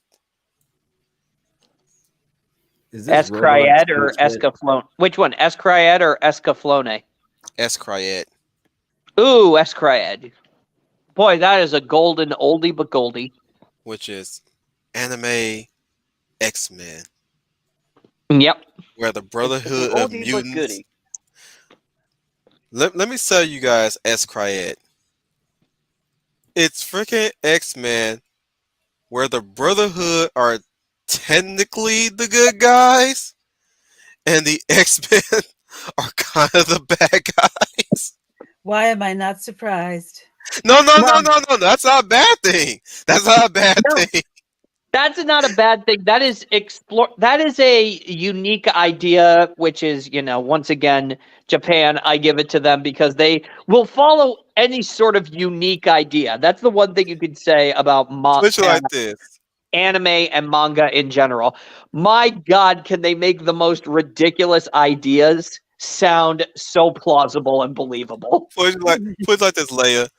It's a world where people that could take the matter from around them and create what's called alters. They're basically called alters, and like the Brotherhood class are your rogue street level alters, and the X-Men class of alters are from this one place called Holy, and their job is to round up any wild alters that abuse their power on the citizens.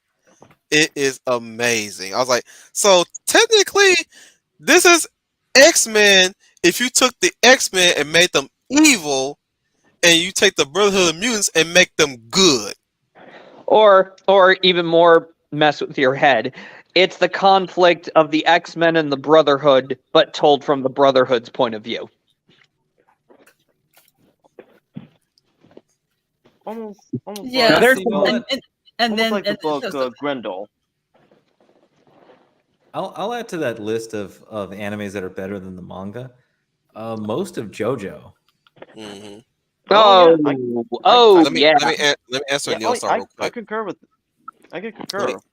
Let me answer Neil Star real quick. The Wolverine of that show is straight cougar. Get it right.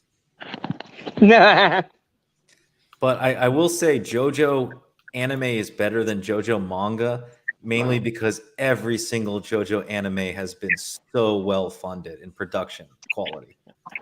So Yeah, I don't plus- know if it would be the same if it was, done in a different era when people, or I guess Araki didn't have the money to get it done.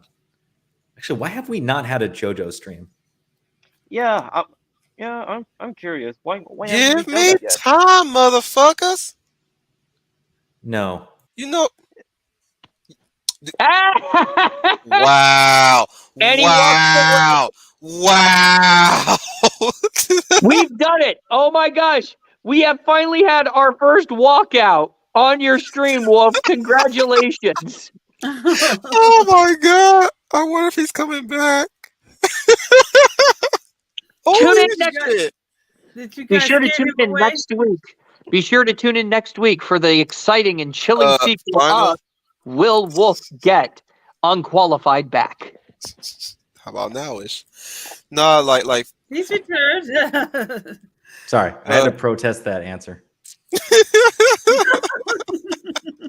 That answer is unacceptable. Yeah. we'll But probably do it I- in I agree. January. Okay. Oh, that's kick off the new year. I think a whole ass month will have to be a JoJo stream. That's the reason why I'm very hesitant to do JoJo, because You damn, just do that's it by only- part. that's what I'm saying. It's a lot of Yeah. parts though. I mean, how far you want to go? Are we gonna go to Stone Ocean too? Because I haven't yeah. watched Stone or Ocean yet. Or leading up to part 8. I I haven't mean, I got- don't. So I far, still haven't gotten through Golden Wind yet. Oh, dude, Golden Wind's Dude. amazing. Golden Wind's a slog, man. No, it's not. What the fuck? In the are you talking beginning, about? it's slow. What are you talking? Oh my god. That I don't know. I don't know. It's Unqualified? it has to be me. It has to be me because to me, I feel like Golden Wind is slow. Is getting slow. I We can say, I was like, any We chance can you say- guys are gonna say that. keep going speed it up? Golden Wind, speed it up. we, I mean, we can I say get this for- he's for great. discussion. Dio's illegitimate long lost son is great, but damn, is the real plot getting there? I'm not saying the plot. There's nothing happening, but I'm just like, dude, it feels slow to me. I don't know if I agree. I think they take enough time to set everybody up because everyone gets an episode basically before it gets to the main plot. So how And then many once- parts are there in JoJo currently? There are Well, there are 8 parts. 8. Yeah, Oh 8. shit, Julian- we're gonna do 5. Julian has long since finished. Yeah, it just recently finished. Shit, we're doing come 5. on. Yeah. Oh, come on, man. Well, I mean, There's only 5 weeks in January, man. We're doing 5. I'm gonna be honest, Every even though, Tuesday. I feel happy for Stone Ocean fans that they're getting the anime adaptation. I'm just slogging through Stone Ocean until we get to Steel Ball Run. I'm worried about Stone Ocean too, because like Golden Wind, it had my attention, but I'm like I have to take a break because, like I said, I feel like it's moving slow. Stone Ocean looks like it's a snail's pace. Yeah, Stone Ocean in the no manga is spoilers. slow. It is a slow burn, and I'm just I looked at that trailer, man. I was like, this feels like a snail's pace. No, I mean the problem with it is it all takes place in Florida in a goddamn jail for most of it, and it's Oh, just Orange and the New Black. yeah, it's just really, really kind of slogging around. And I think to me, Stone Ocean is probably one of the weaker JoJo parts, and I think Araki just kind of ran out of juice at the end of So it. is it fair for me to say fuck Stone Ocean? Watch Prison Arc of Baki instead. well, No, I wouldn't would- say I that. wouldn't- It's still no, there's I good wouldn't say stuff that either. in Stone Ocean. And I mean, if you want like a That should have been a unexpected- direct yes, motherfuckers. Because But- Baki Prison Arc was fucking I'm great. sorry. Woof. I'm sorry. Rephrase the question again. Would it be fair Yeah. for me to tell everybody Yes. to say Yes. fuck Yes. Stone Ocean Yes. and go I'm to saying yes. Prison Arc Baki because that shit is amazing. I The would have answer, to Wolf, is disagree. yes. I would have to disagree. And it sir. takes place in a prison. Yes. You funny. Comics disagrees. I just proved that male was that stories are way dumb? better than female stories. What do the females mean- do in Stone Ocean? I will never know. I just know what the males do in the prison arc of Baki do. They beat the shit out of each other for cred.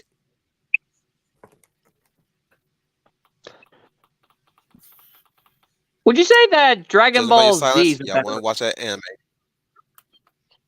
Would you say that Dragon Ball Z is a better anime than the manga? No, No. No. Haven't read the manga. no. The manga Do is you like think? No. way better pacing. Also, I think people underestimate I'll this, check but it out one day. Akira's actual original art is, to me, freaking classic. You're I talking love about- Toriyama's art. Yeah. Like his shit's awesome. So like the original Dragon Ball Z run is great. Now I have Neo. yeah, the testament to how poorly Dragon Ball Z has aged as an anime is Dragon Ball Z Abridged, right? Like Well, I literally can't watch the original anime anymore. Yeah, you really can't. Dragon Ball Z. Vegeta, what does a scholar say? It's over 9,000! Well, no, that's the fun parts. The not so fun parts are the constant recaps and just fucking filler episodes and just them taking so much time.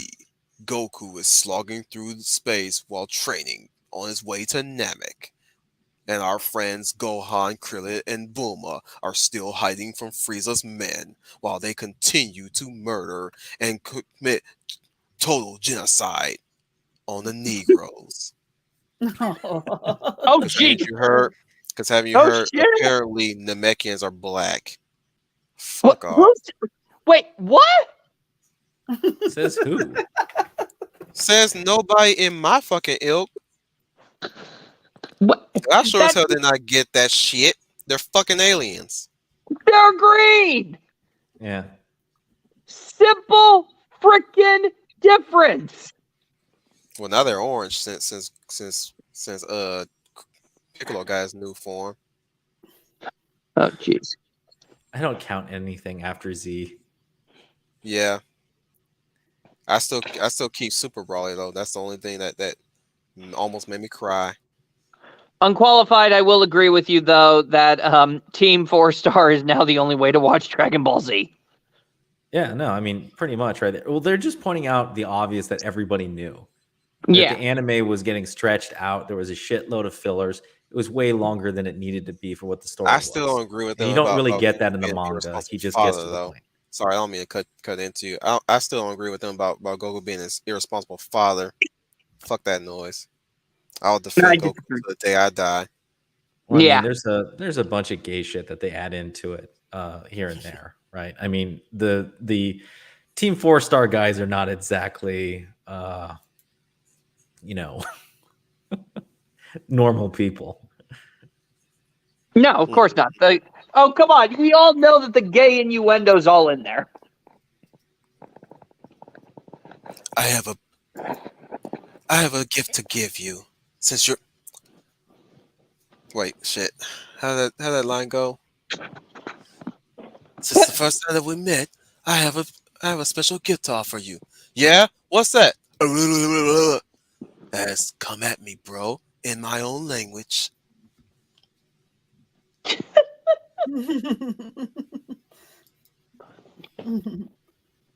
God, there were so many crazy shit happening with that damn arc. It's freaking amazing. I do think that was funny though. By the way, best Frieza voice is always a woman. Fuck that dude that's voicing Frieza. Wait, no, not the one that died. Respect the dead.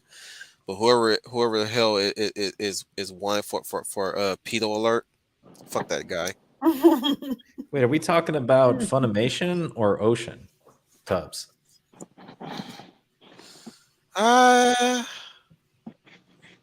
What? I know that. Yeah, there were two. Whichever one that voices Mama and Vandred. I don't know. I don't really do dubs. I just remember the Ocean dub had more of like a British accent, kind of. And You sure about that? Yeah, and the Funimation one had like that grainy voice. Oh, like I just know Mr. the voice. Victoria, if you don't get off your ass and follow those two, I will be very vexed. Yes, Lord Frieza. Yeah. And then what was it? The Funimation one is the same VA from what was it? Yu Yu Hakusho. Oh my gosh! Now Genkai. yes. Oh my gosh. Genkai. Yeah. Thank you. I knew something was sounding familiar there too. I couldn't place it, and now I finally Sargon, could. grab my balls. Well, I mean, Kuwabara is Piccolo's voice actor, so Well, okay, I could not hear the Kuwabara in the Piccolo. Sorry, but no. You mean Scott McNeil? What? You mean tell me Jimmy Lee's voice Kuwabara? yeah, we're talking about Funimation voice actors, right? Yeah. Okay. Wasn't Scott McNeil then? Because I know Scott McNeil was Piccolo in the Ocean dub. And Well, I was mean, Piccolo Jimmy and Lee Vegeta are in the Old same Dragon. VA. Hey, we're two of the same we're two sides of the same coin. Yin and wait. Fuck. I'm fucking up the damn line.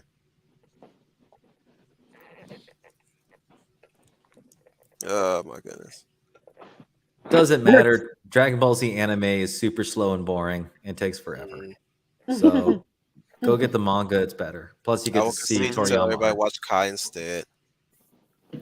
Well, I'm also going to say this too, that I will say that from what we've described, I would have to say that because I didn't know there was a manga, but I think Outlaw Star is a way better anime. Yeah, for sure. I mean, they didn't even translate the manga. That's how bad it is. Oh wow. I mean, unless you're after seeing Gene, plow Hilda, then I guess you can go get the manga. Final thoughts on Outlaw Star? It's fucking awesome. Go watch it if you haven't. If you got time, I say watch it. It kicks some unqualified. It kicks some ass. It's got Do yourself rockin'. a favor and check out this gem of an anime from the 90s, which combines like the best like genres known to man. Don't tell me he died, Neo. He's not dead. He's still alive. I mean, last thing I heard from him was when he was he voiced a random Joe in the one of the Golden Age movies. Berserk. What? He's just one man riding towards an army. Captain! He killed the captain in one swing. I was like, that's Scott McNeil. Negro, you still getting work? Oh, I'm so happy for you, man. I thought you retired. That dude's That's beast. funny. He voiced a character in Chowder. He voiced a lot of characters in Cartoon Network. He was Cartoon Network. Pretty I thought much. wasn't he duo? Yep, he was duo. Oh, Let's go, Death Sight! Yeah, the only character worth watching on that show. Oh, fuck was you. There's also the fact that fella McNeil, like, he voiced 4 Transformers in Beast Wars.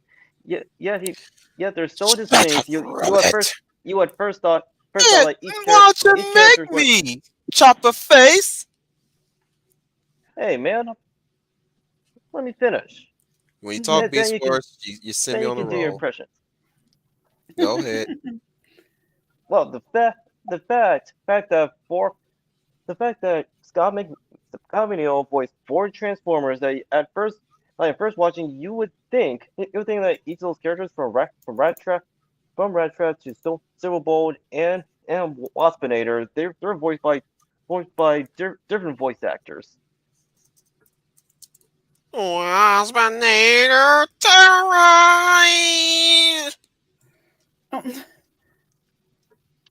And he's from Canada. He's the only thing I like. You're right. Oh. You're not wrong, Neil Star. He did voice Wolverine in X-Men Evolution.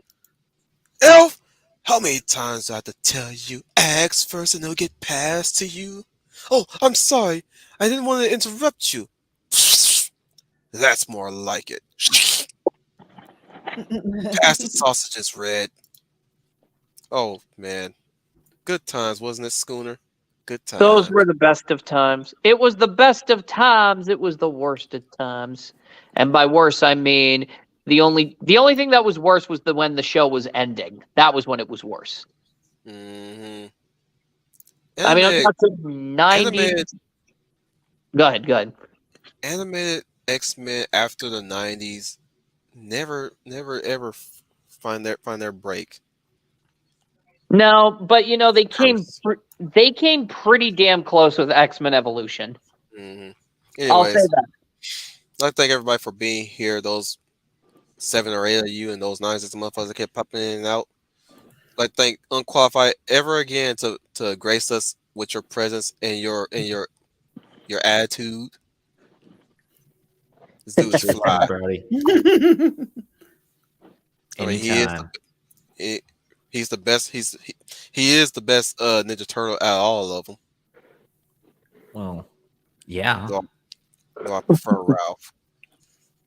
It's okay to be wrong and gay.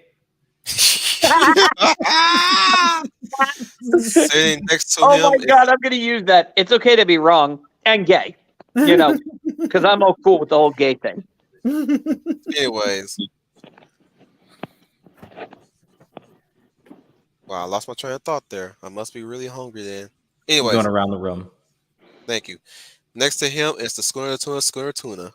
Coming at you live from a secret government facility buried deep underground, but has excellent Wi-Fi. This is Schooner Tuna. Don't forget to like, share, and subscribe. And if you like what we covered tonight, be sure to drop a little recommendation of what anime we should cover next. Until then, go see Outlaw Star. I think it's amazing. And until then, this is Schooner Tuna signing off. Bloop, bloop, bloop, bloop, bloop. Above him is the lovely Lady of Valor. Now, Lady of Valor, did we sell you on watching this show? Yes, you did. I will check this show out. I will. Because if you don't, You will. you're gonna get the hose Oh, with some lubricant how? and some gift Oh. wrapped. You just Wolf, love to do that to me at the end. Just Some what I chicken was wings to add chicken wings. and pig Wolf, back. if you keep this up, I will dope slap you. The Doublemint twins. You know she like that commercial Doublemint gun. Double the pleasure, double the fun. You just have Because we all know these mans are too hot to handle. And she likes her meat battered you had and that moist and always running with grease. Lay I off the think man, Candy Man. you had that prepared. I swear to God, I thought you had that. And with a bit of slow. prepared. There you go. You You're had welcome. Anyway, you had to prepare it. You had that ready. I knew you did at the end. I said, okay, I got the setup, the lines, and everything. You had that set up and ready. Anyway, this is Leia plus size, your lovely Lady of Valor. Thanking everyone for joining us this evening. And I did enjoy this discussion as I am a normie to anime, but I am learning a lot. So for all of you there, please leave any comments or suggestions in the comment section for us to rant about, or anything you would like us to review, any topic, movie, genre you want us to review, please leave it there. I'm sure Wolf would appreciate it. And you all have a very good evening and see you next time. The Hound of the South, Dominic Powell. Thank you everybody for joining us in tonight's live stream. Make sure you like, share, comment, and subscribe to Wolf 10 Media. And if you want us to talk about any of other anime for Tuesdays or otherwise, make sure you put it down in the comment section down below. So and if you are sold with Outlaw Star, make sure you give it a watch while you have a chance. Either you've seen it before but it's been a while, or if this is your first time, then go ahead out and watch it. Take your time. You won't regret it. This is the Hound South, Dominic Powell signing off. All right, guys. What's coming up in the future? We're coming into October now, since we're now towards pretty much close to the end of this month.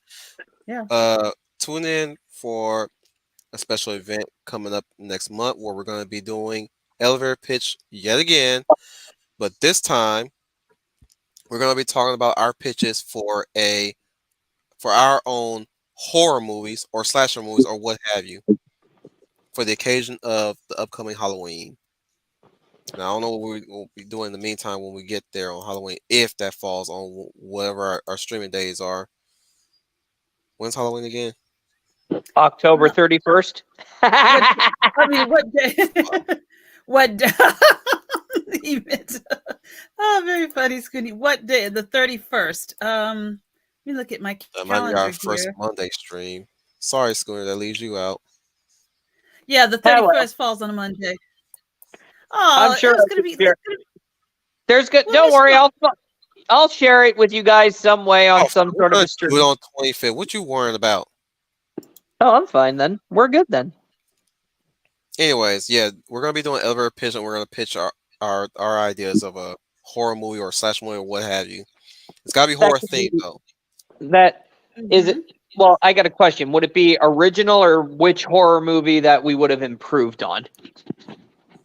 You guys take your pick on that one. Either you want to do an original one, or you want to do a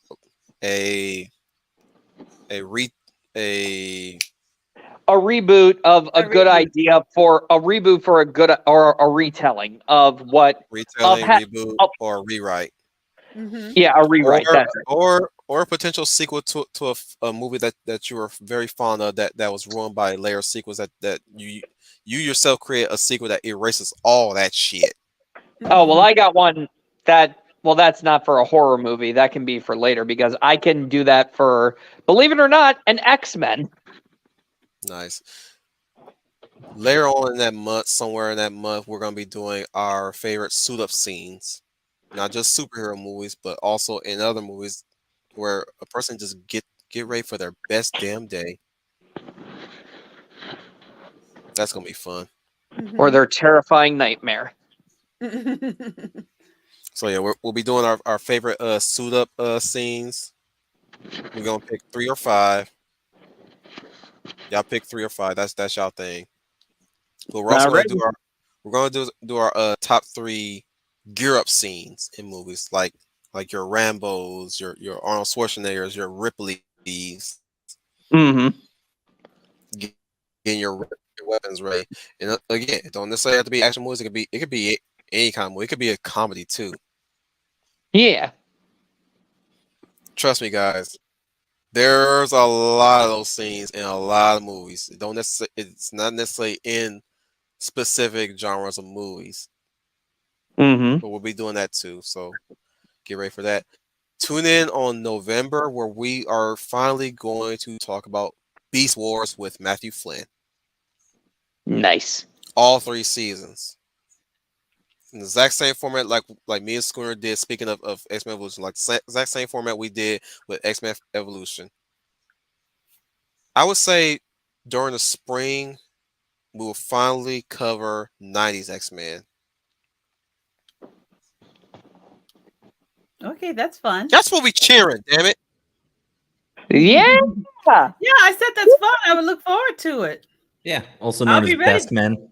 Yes, I will be ready for man. Yes, and I will be ready for that one. So don't worry, we'll be ready for that. I will be ready for that one. Let me see how many that one for sure. seasons was that? Can't wait. The first one we talking about first. Hey, y'all hold y'all horses. First, we'll talk about Pride of the X-Men. That shit needs to be talked about. Yeah, everybody always forgets that before the 90s X-Men TV show, there was one prior to it. We don't need Australian. There was Wolverine. Australian Wolverine. Oh, come on, we got to talk about Australian. Come on, we got to talk about Australian Wolverine. No, we don't. Yes, we did because How we they got met Nightcrawler way earlier. Look, unqualified. Just because they failed the first time to cast an Aussie as Wolverine didn't mean it failed completely. We did get a good Aussie Wolverine. Oh man, this is gonna be easy peasy for us because it is 5 seasons, but Can I also say this too? Speaking of Aussie Wolverine, everybody, I'm sure, saw the announcement that for Deadpool 3, Hugh Jackman's coming back. I was just about to bring that up. I was going to wait to the end when we're I done don't with the give scene. a shit. Why? I think the way I Ryan Reynolds don't done it- give a shit anymore. Y'all took too long to do that shit. I've lost all interest in Deadpool. Well, let's look at it like this. Deadpool Maybe 3, Ryan- miss me with that bullshit. Cause I ain't seeing that shit. I don't I'm going to tell you this right now. I'm going to tell you this right now. The reason why we haven't gotten a Deadpool 3 in so long is because Ryan Reynolds retains the rights to Deadpool, and he's no way going to make a woke Deadpool movie. That's what No I was shit, thinking but too. damn it, I was thinking. what was He you was not gonna- what you waiting for Hugh Jackman to stop stroking his own balls?